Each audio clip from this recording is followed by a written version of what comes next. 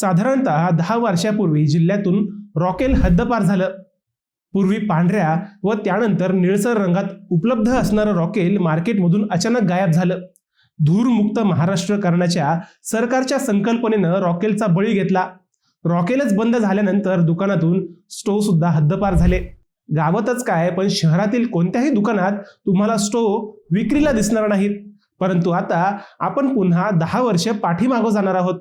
दुकानात आता स्टोव्ह विक्रीसाठी दिसणार असून रेशन दुकानात आता रॉकेलही दिसणार आहे. आता या बातमीवर हसावं की सकारात्मकतेनं बघावं हेच कळत नाही. तरीही आम्ही हा विषय करतोय. नमस्कार, मी अजय आणि आपण पाहत आहात अहिल्यानगर लाईव्ह 24, नगरी घडामोडींचं परफेक्ट अनालिसिस. सध्या नगर जिल्ह्यात LPG गॅसची दाणादाण उडाली आहे. सरकार सगळं सुरळीत असल्याचं सांगतंय, पण जमिनीवरील वास्तव वेगळंच आहे. ते मान्यच करावं लागतंय. गॅस टाक्यांसाठी रांगा दिसत नसल्या तरी त्या घेण्यासाठी गर्दी मात्र होते. आखाती देशातील युद्धाचा हा फटका बसलाय. आता ही युद्ध अजून किती दिवस चालेल हेही सांगता येत नाही. त्यामुळे टेन्शन वाढणार आहे. जर अजून काही महिने हे युद्ध चाललं तर मग मात्र पेट्रोल डिझेलचं काय, पण अगदी LPG ही मिळणं मुश्किल होईल. त्यामुळे सरकारनं आतापासून काही पर्यायांची तयारी सुरू केली आहे.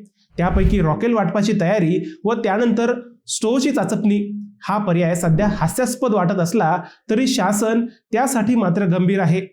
आता सरकारच्या डोक्यात नेमकं काय सुरू आहे हे अगोदर समजून घेऊ. सोमवारी म्हणजेच 23 मार्चला नगर जिल्हा पुरवठा विभाग राज्य शासनाकडे रॉकेल व स्टोव्ह बाबत एक अहवाल पाठवला. म्हणजे काय तर नगर जिल्ह्यात किती घरांमध्ये स्टोव्ह किंवा रॉकेल वापरण्याची उपकरणे आहेत त्याची माहिती पाठवणार आहे. नगर जिल्ह्यातील 14 तालुक्यातून ही माहिती संकलित केली गेली आहे. साधारणतः शुक्रवारपासून शासनाने ही माहिती मिळवणं सुरू केलं होतं.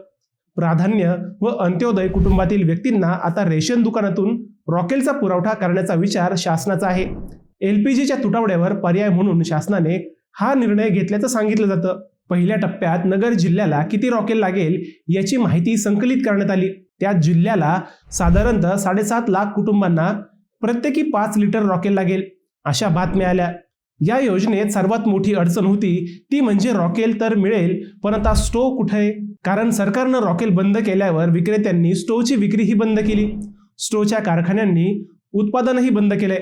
मग नुसतं रॉकेल घेऊन करायचं काय हा प्रश्न विचारला जाऊ लागला. सरकारनं पुन्हा नवे आदेश दिले. शासनाकडून स्टोव्ह सर्वेक्षणासंदर्भात पुरवठा विभागाला आदेश प्राप्त झाले. त्यानुसार पुरवठा विभागाने जिल्ह्यातील रेशन दुकानदारांना सूचना देत 2 दिवसांपासून सर्वेक्षण सुरू केले. पहिल्याच दिवशी कोपरगाव व श्रीगोंद्यात सर्वेक्षण झाले. त्यानंतर क्रमवार इतर तालुक्यातही सर्वेक्षण झाले. त्यात सगळ्याच तालुक्यात स्टोव्हच नसल्याचं समोर आलं. एवढंच कशाला तर नगर शहरात किंवा इतर तालुक्यातील कोणत्याही दुकानात स्टोव्ह विक्रीसाठी उपलब्ध नसल्याचंही समोर आलं. गेल्या कित्येक वर्षांपासून स्टोव्हच्या कंपन्यांनी उत्पादनच बंद केल्याचं रेशन दुकानदारांचं म्हणणं होतं. हे सगळं सोमवारी ऑनलाईन बैठकीत शासनाला सांगण्यात आलं. जिल्ह्यात रॉकेलचे वितरण केल्यास रॉकेलचा स्वयंपाकासाठी वापर करण्यासाठी स्टोव्ह अथवा इतर उपकरणे नागरिकांच्या घरात अथवा स्थानिक मार्केटमध्ये उपलब्ध आहेत का? रॉकेल उपलब्ध केल्यास लाभार्थी त्याचा वापर करण्यास तयार आहेत का याची खातरजमा करण्यात आली. पण ती नकारार्थी निघाल्याचं समजतं. त्यामुळे कुटुंबाला प्रत्येकी 5 लिटर रॉकेल देण्याचं सरकारच्या डोक्यात असलं तरी अगोदर सरकारला या कुटुंबांना स्टोव्ह पुरवावे लागतील. स्टोव्हचं प्रोडक्शन पुन्हा सुरू करावं लागेल. त्यानंतर रॉकेल वाटावं लागेल. कदाचित सरकार आता पुन्हा नव्याने आदेश देऊन या कुटुंबाला स्टोव्ह देईल का हेही रंजक ठरेल. असं झालं तर घरोघरी पुन्हा स्टोव्हचा आवाज घुमू लागेल. आता हे सगळं हास्यास्पद वाटत असलं तरी ही उपाययोजना करणं किमान आता तरी अपरिहार्य ठरतंय. मित्रांनो, तुम्हाला या विषयावर काय वाटतं हे आम्हाला कमेंट करून नक्की कळवा. शिवाय व्हिडिओ आवडला असेल तर चॅनलला सबस्क्राईब करून व्हिडिओला लाईक करायला विसरू नका. पुन्हा भेटूयात नव्या विषयावर. तोपर्यंत सप्रेम नमस्कार.